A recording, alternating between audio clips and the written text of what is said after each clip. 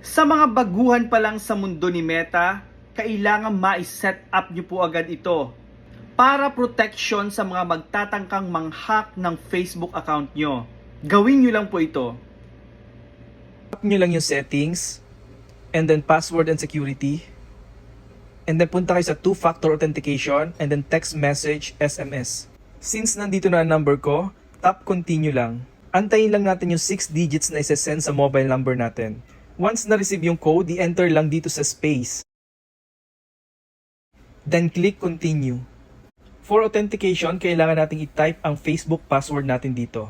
And then click continue. Ganun lang kadali guys, at once na may nag-attempt na mag-login sa Facebook mo, automatic na magsasend si Facebook ng verification code sa number mo. And then tap lang natin yung done. Congratulations at nakauna ang two-factor authentication mo.